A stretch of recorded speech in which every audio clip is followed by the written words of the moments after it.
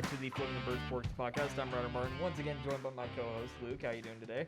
Good. What's up, man? Let's get this started. All right, so of course the biggest news story of the week that we have to talk about, and we're recording this on a Tuesday, so it's only been a few days since Super Bowl with my Los Angeles Rams, of course, victorious over your Cincinnati Bengals. So of course, we got to talk about it, Luke. So what did you think of the game? Well, Ryder, I'm still recovering from that game. I'm gonna be honest. I haven't talked to anybody since the game besides my dad. He's just like the only person in my corner right now that I can just vent to. It was very, very silent Monday and Tuesday morning. So that was a tough game. I think that from the bottom of my heart, I don't think the Rams are. I don't think the Bengals are better than the Rams. I think the Rams. The reason they won is because they have the better players and the better coach, so they pulled it off. But what makes that game hurt so much is that they weren't playing at their best the entire of the game. They were in the late fourth, but the Bengals had chances to pull away, and they just couldn't pull through, which makes it hurt for me. Yeah, I will say I think that overall it was a very entertaining game at points. However, I wish that injuries didn't play as big a role as I felt like they did in that game, because I felt like especially early, I thought the Rams were in complete control, and then OBJ got hurt, and that just completely killed the offense for the Rams there for that pretty much the entire second half until that last drive there. And then on the other hand, though, I mean, Awuzie got banged up for the Bengals there, and that took away your best corner there down the stretch. And I think that really hurt that last drive where Eli Apple just got repeatedly just bullied by Cooper Kupp there. Yeah. So Poor Eli Apple. And I love him.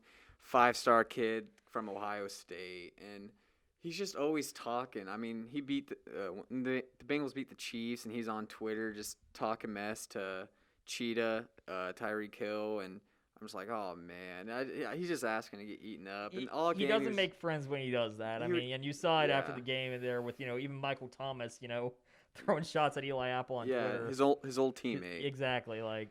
Yeah, he was getting eaten up, and for a second there, corner half in, 13-3. I was like, we're about to get ran out of this. We're about to get ran out of SoFi Stadium all the way back to Cincinnati.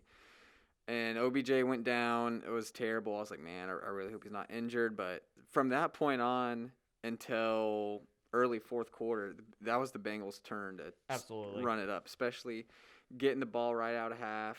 Questionable non-call. I don't even know if you could call it a questionable non-call. I think that's just a non-call. I do. I agree. And if I was the ref, I would throw the flag. I'm going to be 100% honest. But did you see the ref's issued statement after the game? Yeah, with he didn't twist and pull the face mask. Yeah, I mean, which is true, but maybe they're just trying to defend themselves and they're twisting the rules. That felt to me more like the refs is trying to cover for himself of what was just a really bad call. Yeah, but I will say he did hold T. Higgins in the first quarter. The refs were letting them play that game for the first 58 minutes. The last 2 minutes, you can say otherwise. Oh, and we'll get to that in a second, but. Yeah, that was the Bengals' time to run it up, getting that interception.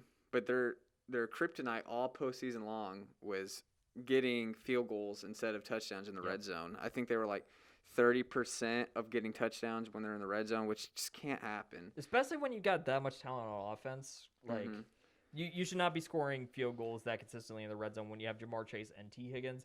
Not to mention Tyler Boyd, who is an excellent slot receiver. Yeah. Like, you have to put up 6. I feel like because they're inside the 20, the field gets a lot shorter. So if the receivers can't get open, the offensive line only has about 2.5 seconds before Joe Burrow gets tackled, which we saw happen for all the fourth quarter 2 days ago. Heading into the second half there, and, you get the turnover after the 75-yard touchdown pass and everything. If the Bengals have scored a touchdown there, I think they would have won that game. It would have been 27-13. Exactly. The momentum was clearly on their side. But then after that, I mean, it was just one after another drives where the Bengals should have had it. And then it just slipped away, especially because the offensive line. Because the offensive line played really well that first half, honestly, for Cincinnati. Yeah. Were they scoring points? No. But Burrow was relatively clean. He wasn't just getting mauled. But then that second half, late third into the fourth, I mean, the offensive line just completely collapsed on him. And it was just bad. It was exactly. And like I said earlier, the Rams are a better team, but they just kept giving the Bengals moments. And I will say that the Bengals defense was pretty good that whole game, and they held they always were giving the Rams like 3rd and long, but for Oh, yeah. whatever reason, the Rams would just keep converting that 3rd and 9, 3rd and 11, 3rd and 7. I was like, oh my gosh, if they had just stopped them one or two of those times, I mean, we could just keep saying what ifs about the Bengals all day long. Like, I expected the Rams to be able to throw the ball, but I thought they would also be able to get some run, yardage going on the ground, and they didn't, which was surprising me. I did not expect the Bengals to have that good of a defensive front to where we just couldn't run the ball, which really hurt us when OBJ went out, because then you can double cup and you can't run the ball. So you're basically looking at your second string tight end that I can't remember the name of. I think it was Kendall Blannon. Yeah. I think was our number 2 guy, and then Van Jefferson were our top 2 options because Cup was just getting doubled. And it was terrifying as a Rams fan. I had a terrible feeling that entire second half because I was just waiting for the Bengals to put us away, and they just could never. We never could. Never could. 4 straight possessions of just going 3 and out. And then that second to last one when Joe Burrow threw to T. Higgins, it just hit his hands and fell, his first drop of the entire season. As soon as that dropped, the ball hit his hands and hit the ground, I literally said to myself, this game's over. We just can't come back from that. And then obviously the Rams go all the way down the field and score that touchdown. And Sean McVay just magically remembered, oh, I have Cooper Kupp. It doesn't matter if he's doubled. I'm just going to throw to him every play. I'm going to run it, a wide receiver reverse on 4th and 1. That was just as a Rams fan, that drive was so nice to watch. I mean, I know for a Bengals fan that's just painful, but it was just great to see our 2 best players on the field at that point just say, I'm going to go win a football game just connecting. Right here, right now. I honestly thought the most comfortable I felt the entire game was honestly the Bengals' last drive because I fully believe from the bottom of my heart we're about to go down there and score a touchdown. I really believe that. And went all the way down to the 49 and then took the shot, which obviously Joe Burrow just threw out of bounds. I mean, he just. And then that run, he could backup, what's his name? Samaje Perine. Yeah. Joe Mixon wasn't in the game. They held him, and Aaron Donald had a great tackle. He pulled him from the back. And there was no way in heck that if he doesn't do that, I mean, that's a first down. He's falling forward, and yet he just stopped all of his momentum and just wrenched him back. Like, that was amazing to see. I mean, like, I gotta admit, when that first throw of that drive for Burrow was, he kind of, like, missed through Chase and let him, outside by mistake almost. But, Ramsey was going to cut on that ball and pick 6 it, and instead it worked out and they get 17. I'm like, this is how it starts. Yeah, and Jamar Chase, he ran out of bounds, but if he would have cut back like he did in the Chiefs game and the Green Bay game, who knows what would happen. There is a chance, but at the same time, you look at it like, okay, he's trying to conserve the clock. I can see why we he still goes had 2 out. timeouts, 1:30 left, but anyway, and then the 4th down play, we all know what happens. Yeah, if Aaron Donald does Aaron Donald things. And yeah, I mean, I think because of the whole 4th quarter and those 4 drives when they just held the Bengal to punt, I think Aaron Donald was robbed of getting that Super Bowl MVP. Okay, here's my deal. Like, I think the Cup is absolutely deserving of MVP, but Aaron Donald is just equally as, deserving because, I mean, they're the reasons they won that game. Like, Rams don't score that touchdown. Cup doesn't just absolutely, go God mode and just, get away from Eli Apple like 3 times there that last drive. And then they definitely don't win the game if Aaron Donald doesn't make all of those stops there in that second half. Yeah, and even the ones that Aaron Donald didn't make, his name isn't popping the stat sheet. They're still the Bengals are taking 2 linemen just to cover him, which is freeing Von Miller and all these other guys. So yeah, I mean, you can get away with doubling Von Miller on basically any other defensive line in football, except when he's on the Rams with Aaron Donald. And and Von Miller in single, matchups isn't going to work out well for you. Yeah, I just think that second half after Matt Stafford threw that interception, from that point on, the Bengals were just playing not to lose. Like, let's keep doing what we're doing. Just textbook football, but that's not the Bengals. They're finesse, and they went back to that in the last drive of the game, and that's why I was so confident they're going to go march down there, but it just didn't happen. Right. I mean, like, they're the team that threw the trick play out there. I mean, like, Joe Mixon threw a touchdown pass. Those are usually the type of teams that win the Super Bowl because they're playing to win. Mm-hmm. And then that second half, I kind of agree with you. I wouldn't say they went into like a Falcons shell where it's like, oh, we're walking on eggshells because any little thing, any little risk is going to lose us a game. But they definitely kind of throttled back a bit. They weren't as aggressive with things. And in a way, that really did open them up to that defensive line pressure from the Rams to really get home mm-hmm. on a lot of those things. Because the Rams, to me, looked like they knew what the Bengals were doing that second half. Like, I mean, part of that probably comes from the fact that Taylor does come from the McVay coaching tree, but especially it's just like the creativity of the Bengals offense went away, and it's like the Rams kind of got a chance to kind of recenter themselves a bit and just get back to playing football again instead of trying to guess what the Bengals are even doing on any given play. Yeah, I just think if the Bengals line was literally just any better, if they gave Burrow 1 extra second per possession, I think they walk away with that dub. Probably. I mean, like, I know I saw on Twitter after the game all of the memes of, like, oh, if they had drafted Panay so well, Burrow would have had time. Like, here's the deal. The Bengals don't get to the Super Bowl if they have Jamar Chase. Like, okay, I get the argument, like, oh, if the Sewell was in, maybe Burrow had time to throw that last ball on 4th down. Well, yes, but he wouldn't have been throwing to Jamar Chase at that point, and T. Higgins wouldn't be nearly as effective without Jamar Chase. Yeah. Like, I mean, Chase is the reason why they're into the Super Bowl. So, I mean, it's a stupid argument. Like, yes, is Sewell a great offensive lineman? Yes. Would he have kept Burrow on his feet more? Yes. But the Bengals aren't as explosive or dangerous on offense without Chase. So. Yeah, he'd protect Burrow more, but Burrow wouldn't be throwing to Chase. He'd be throwing to some other dude. So. Yeah, I mean, again, though, it was an entertaining game. I also, when Burrow went down with a knee injury, my heart dropped because that was not how I was looking to win that game. Mm-hmm. And, like, luckily, I read it's only a sprain and everything, so he avoided the major injury that I thought he had initially. Because especially when you got the guy on the ground grabbing the knee and he's just yelling into the turf, that's never a good sign for me. So I'm glad that he's okay. I'm glad that Stafford is okay because when his ankle got rolled up on, I was like, no, you've got to be not John Wolford in the Super Bowl. Yeah. We did this with Jared Goff already. I don't want to do it again. So I'm like, I'm glad that, for the most part, people are healthy. I mean, I know that Beckham tore the ACL. And then Weddle tore his pec on, like, the second drive of the game there, which is fascinating weird. as a weird. Yeah, just comes back for the Super Bowl, just one more run, injures his pec, wins a ring, decides to retire again, Mm-hmm. That's a really great little, you're getting pretty old for this, dude. It's time to hang him up. Yeah. The Rams did get to redeem themselves from that awful Super Bowl. Yeah, it was nowhere near as bad. Like, was it the most entertaining Super Bowl I've seen in recent memory? No, I think, like, Philly versus New England was really fun to watch and everything. I mean, like, I think it's somewhere in the middle for me, like, in terms of entertaining games recently. Yeah, the commercials didn't make it any better. They were all-time bad. Terrible. The most entertaining commercial was the black screen with a QR code floating around just because it got everyone's attention. But besides that, they were terrible. Exactly, and the worst part is it's a Bitcoin commercial, so I can't say I was down with it either. Like, yeah, I opened my phone. As soon as I scanned it, I saw it was Bitcoin. I was like, no, okay. Yeah. Just put it down and just try to enjoy the rest of the game. Yeah, and then, like, halftime show was fun. I like the halftime show. Like, I grew up on those songs, so it was a nice blast from my past. Mm-hmm. Everything. And, like, it was entertaining. They did a good job of, like, not doing anything that would make the NFL go, we are not going to do hip-hop ever again. There wasn't a Justin, Timberlake, Janet Jackson moment where it's like, we are going to The Who, we are going to Weezer, we are going to these old rock bands, we are not going to touch hip-hop or pop with a 10-foot pole for 10 years, Yeah. We didn't have something like that on the halftime show, which I'm glad of. Because I do think that hip-hop does have a really good place at the Super Bowl. So I'm glad that they didn't do something that would make the NFL kind of back off from it again because it was too much and everything. So, well, the Rams redeemed themselves, and hopefully Matthew Stafford is a Super Bowl champion. That fills me with so much intense joy to say.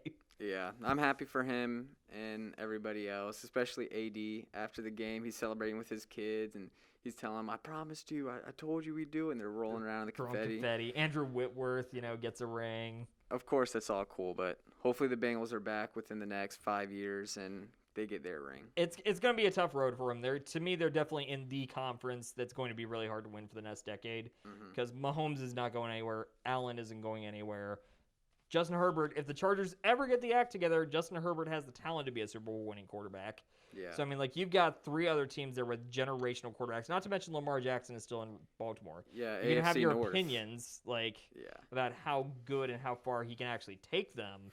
But the Ravens have the talent and pedigree as an organization to build a championship team. So, I'm looking at the Bengals like, yeah, you guys have so much, like, youth and, like, potential around you. It's just going to be a dogfight every so there's, like, 3 other teams. Year. Yeah. Versus, like, the NFC, especially with, Brady's gone now. Rodgers, we don't know where he's going, even though at this point, I'd almost wager that he's going to be back in Green Bay. Just something is telling me that Rodgers is going to come back. But even then, he's, like, old. So, like, it's a generational shift in quarterbacks in the NFC that the Bengals don't have, the Rams don't have to deal with the situation the Bengals has to deal with over there. Mhm. Everything, it's much more wide open and everything. So, I don't know. I think that the Bengals could be back. It's just going to be really hard to. It's not going to be easy. So, yeah, always hard. It's never going to be easy. So, we'll see what happens. Exactly. And I do want to mention, though, that it was very entertaining and everything. And I will agree. I will, concede as a Rams fan that one holding call down the goal line was a little ticky-tack that, given the standard that they had set for pretty much the entire game up to that point, probably shouldn't have been called. Mhm. Now, the foul that got him down to the one, to me, that was pretty clear PI, but the holding call that gave him that fresh set of downs to get down there, Yeah, Logan Wilson, I just feel so bad for him because I know that entire offseason he's going to be thinking about that. If they don't call that and it's 4th and goal, I think it's a completely different game Absolutely. and a different outcome. But like we said, this whole entire segment, who knows? We're just saying what ifs at this point. It's the what ifs. Yeah. It's all of that. The Los Angeles Rams are Super Bowl champions, Yes, and they are. hopefully the Cincinnati Bengals can try to come back within the next couple of years. I'm rooting for you guys. I really am. You're likable. You're a likable team. Mm-hmm. All right, so let's move on to women's basketball, Luke. And, of course, now you covered this game for us this week in the paper and everything. So, what were your impressions? Because, we did fall on the road to Western Kentucky. So, what went wrong? Especially, we gave up 28 to their star player and everything. Yeah, that was a roller coaster of a game. How many losses is that now? 4 straight? I believe it's up to 4 straight now, yeah. Yeah, that was a tough game. It started early with WKU going hot, and then 17-15 first quarter, and then it was a 5-point game at halftime. And then it was UTSA's game to lose coming out of the third quarter. They went up 8 early. And then if you look at the game box score, you just see that it was miss after turnover after missed free throw all throughout the game. And WKU just took advantage of that, especially of their star player, Meryl Akadaboa, however you pronounce that name. Abdul Gawad, I think. Yeah, I saw she was Egyptian, so it was pretty interesting. She just went absolutely off. She was 5'10". They didn't have anybody that could guard her, so she had 28 points, and she made like 8 free throws. It was just something that UTSA couldn't stop. Yeah, I mean, obviously, that's like the big thing that we're kind of missing right now is just size. All of our best players right now are guard-based. Queen Ulabo, I think, is our best front court player. And I want to say she led the team with, I think it was 12 points. 12 points, yes. Yeah, so, we just don't have that really killer presence down low that can match up with somebody like Merrill to really go head-to-head and, at least limit her a bit, which really hurt us. Then, looking at the box score, we shot 25% from the free throw line down the stretch there in the fourth quarter. That just can't happen. Which is just brutal. Especially when you're a team that's already kind of punching above your weight, like we are right now, and we're in these close games, you have to be able to execute at the line. That just hurt. Us in this game. Just key turnovers at the end of the game, and it's just things that when you see you're at the bottom of your own conference, it's things you expect. Missed free throws, too many team fouls, and all these turnovers. They just can't stop anybody, and they can't make the simple stuff happen. They'll get another shot at trying to beat Southern Miss this Thursday. Lost last week to them, but yeah, close loss. And Southern Miss is the top team in our conference right now. Yeah. So hopefully we play them better, and I think they'll have to, because after losing all these games and the way they are, I feel like that's bad for the psyche, and it's just bad momentum for the team. Hopefully at least that Aston is more framing this in terms of we just have to learn how to win. Because, we didn't win last year at all. We've won a few games this year, which is, an improvement already from where we were and everything. But it is a young team. Well, it's not necessarily a young team, but it's a team that hasn't played together very much. It's a new coach coming in. As a program, we have to learn how to win again. So I think that's part of why you're seeing games like this where we lose, where it's poor free throw shooting down the stretch, too many fouls, turnovers. It just takes a while for a team to figure it all out and put it together, especially in those high-pressure situations. So I think that's what we're just going through right now. Is there's going to be close losses out there. There's going to be some close wins. But it's just all about being able to figure out how to win consistently in those close games, which we're just still learning how to do. That's my big takeaway from looking at this game. Yeah, and you could see that WKU star player, 28 points, which was 8 more than her career high. So it's not like she's just going for 28, 30 every night. They just didn't have anybody that could stop her. And UTSA played like they didn't know how to win. They were up 8 points midway through the third quarter, and they just went through like a 6-minute stretch where they didn't score at all. Which is brutal in women's college basketball. I mean, like, you have to be able to score consistently, or else better teams will run you over eventually. Yeah, going through 5-6-minute droughts of not scoring, the other team scores their 11 points, and then it's already 2 minutes left in the game. Game's over. They just need to learn to play hard and play defense and not do the sloppy things down the stretch like a young team typically does. Yeah. And like you're saying, though, we do have Southern Miss coming up this week, close game last time. Hopefully we give them just as competitive a game this time because, I mean, it really is just about building consistency and being able to play the top team in Conference USA right now hard twice in a row. Probably a good, thing to hang your hat on right now with where we are. Yeah, and just like the women, the men also lost. Yeah, men are in some trouble right now. Yeah, that's not looking good. They only had 2 players on the whole team with double-digit points. One of them, obviously, Jacob Germany, 26 points. Looks good on paper and everything, and I'm sure he played great, but 2 people in double digits. And one of them, Zumble, isn't really one that you usually count on to give you 14 a game, everything. And he was good, like, on Saturday.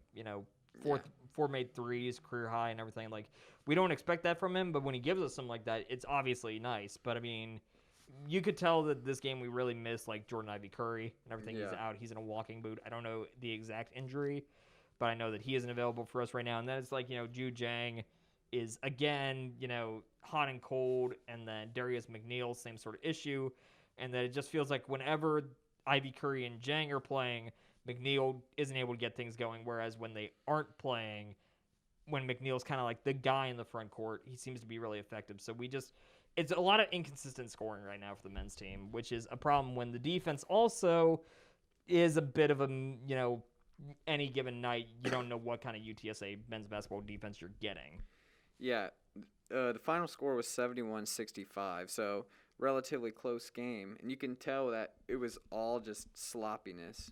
They shot 42% from the field. They shot 27% from the three-point line and 20 team fouls. And looking at the box score, I saw that WKU only had like 11 team fouls. So that big difference, I mean, WKU's in the bonus. They're shooting all these extra free throws. While on the other side, you can't make anything. And they shot like 75% from the free throw line. So you're not matching them, and you're already playing sloppy. So that 6-point loss could have easily been a 6-point win if you just either make your free throws or shoot 3% better from 3 and 3-4 less turnovers. It was just sloppiness all around. Yeah, and again, kind of like the women's team, when you are the inferior team on paper and you're kind of punching above your weight limit and you're playing a good team close, you can't afford those mistakes. That's not how underdogs win against favorites. Underdogs win by playing a clean game and letting the favorites make the mistakes. And that's not what we were seeing down the stretch, just like in the women's team with the men's team. It's just, like you're saying, it's the sloppiness, it's the turnovers, it's the cold shooting streaks that seem to always afflict the men's team this year. It's like we have some really good stretches, but there's like one stretch down, like, late in the game, every single game it feels like, where the offense just can't get anything to fall. Whether it's for a couple minutes, whether it's for 6 minutes, whether it's even for 8 minutes, we just seem to have these like power outages on offense, which just kills any chance we have in these close ones. Yeah, that just can't happen, especially when both men and women, they can't seem to stop anybody on the other team. It seems like every time they're playing somebody, they have their career high, career shooting night, whatever, above their season average. Meanwhile, their offense is going on a couple minute, 3-4 minute drought in scoring with all these sloppy turnovers. They just need to fix all this stuff, and that comes from experience and having a winner's mindset. The men they have a couple players out right now, which is obvious, but hopefully they can try to turn things around before it gets too late. It's absolutely a frustrating season just overall, because you would have hoped, after Keenan and Javon left, that some of the other guys would be able to really bear the load from them, and maybe with not having so many star players to kind of like facilitate to, you'd see it more spread out of everybody gets to kind of contribute, almost like in a Spurs style in a way, and that's not really what we've gotten. We've gotten Jacob Germany really elevating his game up to that next level, because he has been really good for us this year. Yeah. And you saw it there with the career high in points the other night, but there just hasn't been enough from everybody every night to add up to winning basketball. which is just really frustrating because you can see the potential there. Every single game, it feels like there's one guy, in addition to Germany, that has a really good night.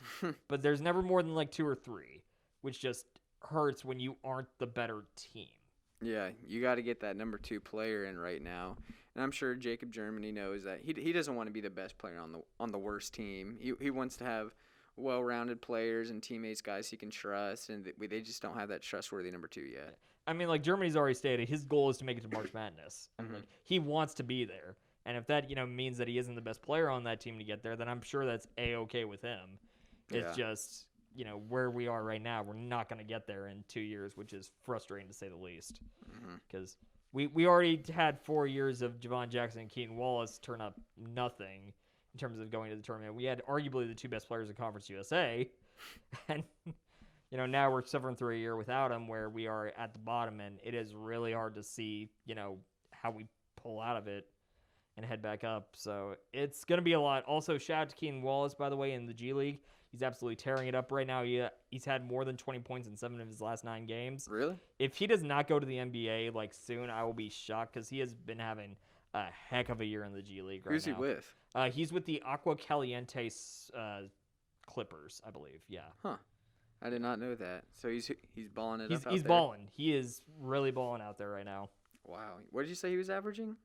He's had 20 points or more in 7 of his last 9. I want to say last night. It was either last night or the night before. He had 28, 6, and 6. Wow. I think Keaton's going crazy right now, which is awesome. Man, if only UTSA had him this year. What could have been?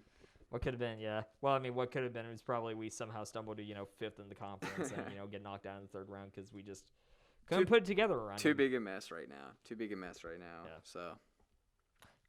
Also, I mean, kind of connected to men's basketball, but the Convocation Center and everything. Mm-hmm. It should go, right? I think we're in agreement on that. We need a better basketball facility there. I mean, obviously, we were already talking about the training facility last week a bit.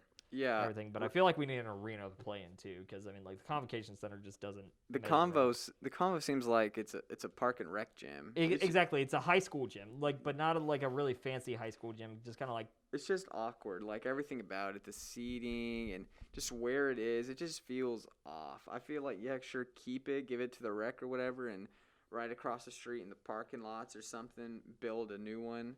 The football team has their swagger now with the whole race facility, but we feel like we're in the backyard right now. Yeah. We need a new facility. The Convo, it's not looking good. It's especially when you're moving to the American. Do you really want Memphis to come here and play in the Convocation Center? Yeah. That just doesn't feel quite right. Yeah, especially when even though we don't have a football stadium on campus, we play in the Alamo Dome. Yeah, which is the best the best stadium in Conference USA by a wide margin, in my opinion. Yeah, which it probably is. And so your own school, UTSA's program, their basketball team feels like a little brother to the football team, which not already are they not as good and popular in their own sport in the conference. But now their stadium is just like night and day. You got the Alamo Dome, and then you got the Convocation Center that's smack dab in the middle of campus, and it looks like a playground. Mm-hmm. Now, I will say, I do appreciate that the stadium is right on campus. Especially as a journalist, I like being able to just, walk down from my dorm to the stadium in 5 minutes. Mm-hmm. That's really cool. And I would be okay with walking an extra 10 minutes if it means we have a really proper arena to play in. Yeah. I mean, maybe we don't deserve one right now, but it will definitely make the team feel better and get our swagger up if we have that new arena. So. I'd agree with that. Of course, we have to talk about UTSA softball, who started their season this week. Didn't get off to the greatest start. We competed in the Houston Invitational, went 0-4. We played Houston and Texas Tech twice each. We dropped the first game to Texas Tech 0-8. Houston was a 1-13 loss. We did much better, though, in the second go-around against them. We dropped a 5-6 game to Texas Tech in our last inning comeback, which is a bit of a heartbreaker. And then Houston was a 5-9 loss. Mm-hmm. And then we went Sunday over to Huntsville and played South Dakota. And that was another close 3-4 loss. So, we're 0-5, but, it was a bit of a mixed bag this week. Yeah. When you added up all their runs allowed versus runs scored, they gave up 40 runs but only scored 14. And they did look like, I guess, they were looking better. The first couple games, you could just look at the score and be like, did they practice before or did they just get 9 random Yeah, people and it throw was them an on the ugly field. first 2 games. 0-8, and then 1-13, the 2 first scores, and then the next ones were like 5-4, 5-6, 3-4. 5-9. So I mean, much more competitive. Yeah, competitive at least. I mean, I don't know. I don't know what it is. Do they just not have the players, or can they not hit? What is it? It's frustrating because it seems like so far this year, because I was looking at it. So first 2 games for us were ugly in the hitting department. We only had 3 hits through the first 2 games, but then the bats were much better the last 3 games, and we're actually hitting much better than we did last season so far. But right now it's the pitching, which is almost an exact opposite of where we were last season. I felt like covering them, whereas like the pitching was actually pretty decent for the team. But it was the offense that was just so inconsistent. I want to say like our best hitters were operating somewhere around like 200 for the most part, Mendoza line, Yeah. which isn't very good, but it seems like this year the hitting's actually pretty decent. Riley Grunberg so far is already hitting 308, which you kind of expect for her. She's been our best player. She was our best player last year. She's our best player again this year, it looks like. But like everyone around her is also hitting pretty well. But I mean, when you're giving up so many runs, in the pitching department, I mean, you're just not going to win games like that. And that was the issue, is we were just getting shelled out there, especially the long ball. We had, I don't know the exact number of home runs we gave up, but it was a sizable amount in terms of ratio to runs scored. Like, we just couldn't keep it in the park. Yeah, when you give up more than 30 runs in your first 3 games, I mean, you could tell right there it's a pitching problem. I don't know whether it's just not practice or they don't have anybody right. I don't know what it is right now, but they need to turn around, because going 0-4, it's just bad for the psyche. It's just bad for all the players on the team, especially wanting to do better than they did last season. So hopefully they can turn it around soon. It was just one tournament. They play again soon, so we'll see what happens. I mean, the nice thing is okay, it was against Texas Tech and it was Houston. Mm-hmm. On paper, those are programs from better conferences than us that have access to more resources than we do. We probably should lose those games on paper. South Dakota was a bit more of a kind of like, oof, kind of wish we'd won that game. But it was still competitive, and it was a lot closer than it was against the other teams. Yeah. So hopefully when you're playing other teams in Conference USA, it's closer, because usually in Conference USA we're about even. Yeah. We play some teams better than others, but we're kind of a mid-pack Conference USA softball team. And it could be obviously over dramatic. I mean, the first tournament, tons of teams lose in the preseason and first tournaments. Overreaction Monday is essentially what we're doing right now. But yeah, exactly. I mean, we play Green Bay this week. Yeah, it's Green Bay for the home opener. I mean, should be nice. I mean, I always like going to the bird bath, or whatever we're calling it right now. Yeah. So, I mean, if we take care of business there, I mean, one good win can turn around a whole team. Exactly. And so early in the season, they just got to get that pitcher right. And who knows, things can take off. They just got to find themselves and adjust before we get into conference play. Exactly. And again, it's softball, which is, the cousin of baseball and everything. It's a game that lends itself to wild variances. A team that looks terrible one week can look amazing the next week. It's just all about how certain things go in your favor. So, I don't know. It's nowhere near time to pull the panic button on them. It's the first week. Give them time. We'll see.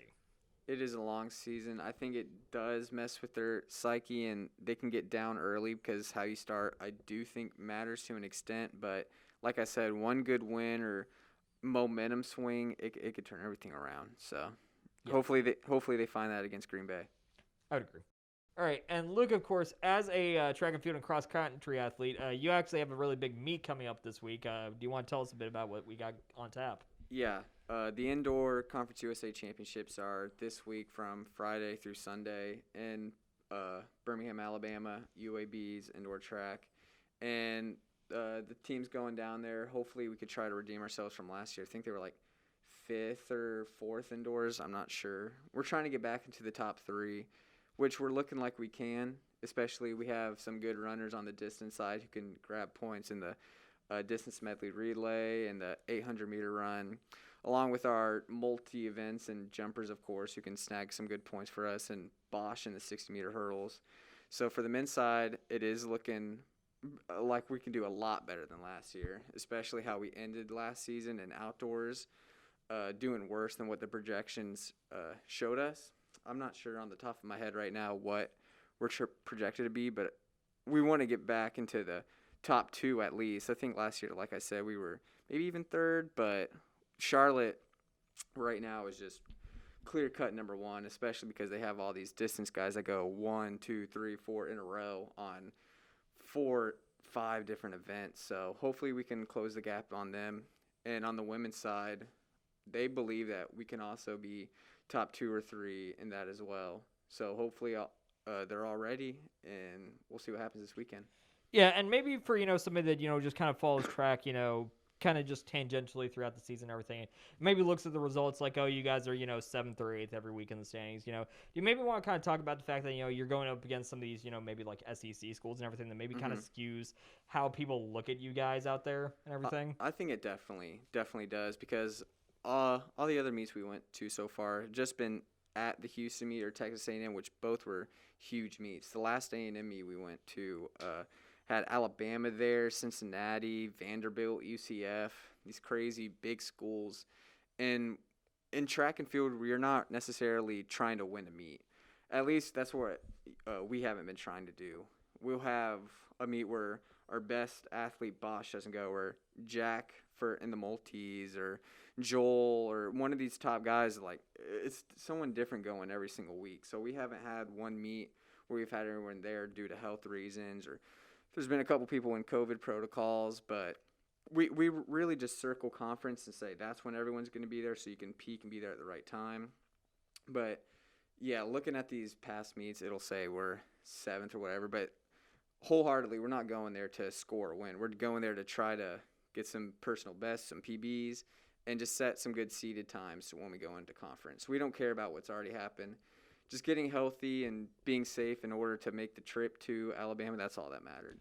Yeah, and how much of it is it in track and field? Is it that balancing the personal best and personal accomplishments versus, the team standings and everything? Like, how much of a balancing act is that in the factor in terms of how you guys prepare and everything?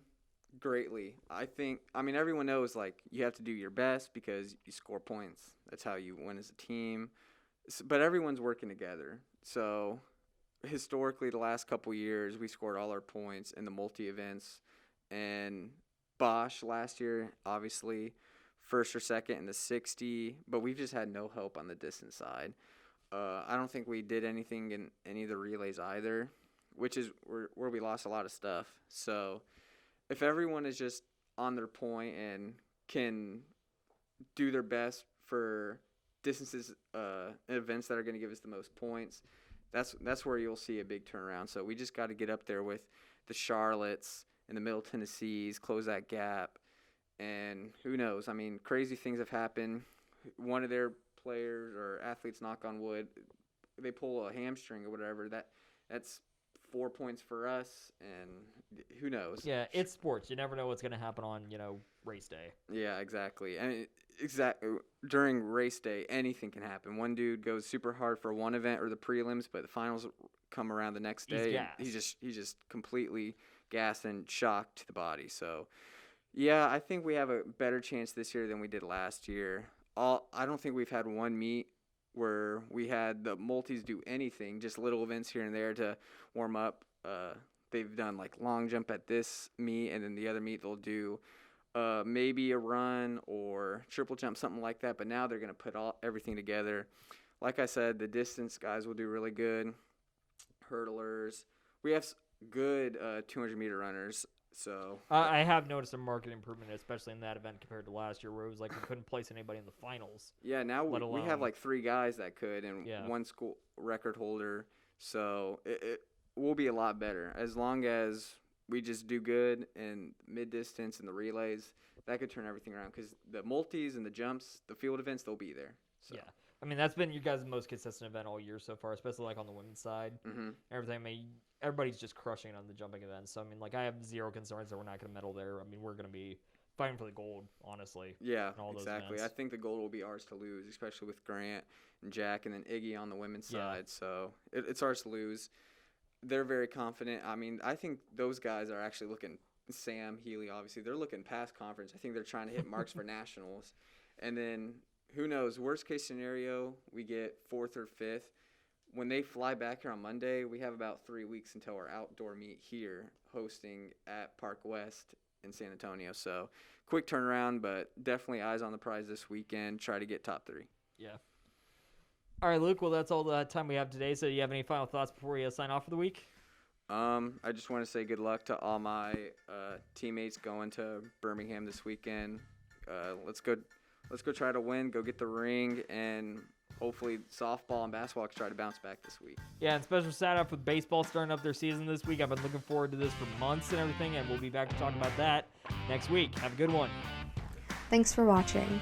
Click our logo to subscribe or click the videos for more from the Paisano. Leave a comment letting us know your thoughts and what you'd like to see us cover next.